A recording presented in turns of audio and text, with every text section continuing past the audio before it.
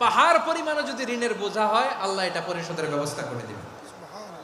ছোট্ট একটা দোয়া বিশ্বনবী শিখালেন, বললেন তুমি পড়বা আল্লাহুম্মা কফিনি বিহালালিকা আন হারামিকা ওয়া আগনিনি বিফাদলিকা আম্মান সিওয়াক।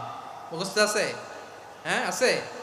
আল্লাহুম্মা কফিনি বিহালালিকা আন হারামিক, আল্লাহ তোমার হালাল দিয়ে আমাকে পরিতুষ্ট করো, হারাম থেকে বাঁচিয়ে রাখো, আর তোমার অনুগ্রহে মানুষের মুখাপেক্ষী যেন আমি না হই, আমি যেন সবসময় তোমার মুখাপেক্ষী হয়, ওই তৌফিক দিও। সুবহানাল্লাহ পড়েন। এই দোয়া বেশি বেশি পড়লে ঋণের বোঝা হালকা করে দিবে কে? সব সময় পড়ার জন্য একটা আমল দিয়ে যাই। উঠতে বসতে, অফিসে যাচ্ছেন, অফিস থেকে ফিরতেছেন, বসে আছেন, শুয়ে আছেন, ছোট্ট এক শব্দে আমরা যেন বেশি বেশি পড়ি আস্তাগফিরুল্লাহ। আওয়াজ করে আমার সাথে পড়ুন আস্তাগফিরুল্লাহ। আবার পড়ুন আস্তাগফিরুল্লাহ।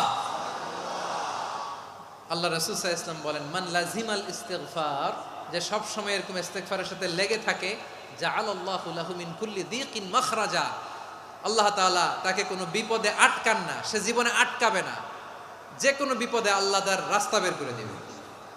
Way out, you will get a way out and solution. সুবহানাল্লাহ। ওয়া মিন কুল্লি হাম্মিন ফারাজা, দুশ্চিন্তা মুক্ত হবে। ওয়ারযুকহু মিন হাইসু লা ইয়াহতাসিব, এমন জায়গা থেকে আল্লাহ রিজিকের বন্দোবস্ত করবে যেটা সে কল্পনাও করে নাই। আওয়াজ করে পড়েন সুবহানাল্লাহ।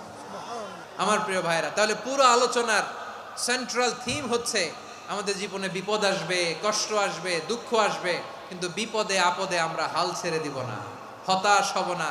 মুমিন হতাশ হয় না, নিরাশ হয় না, হাল ছেড়ে দেয় না। মুমিন ভরসা রাখে একজনের উপর। আওয়াজ করে বলুন, যিনি কে?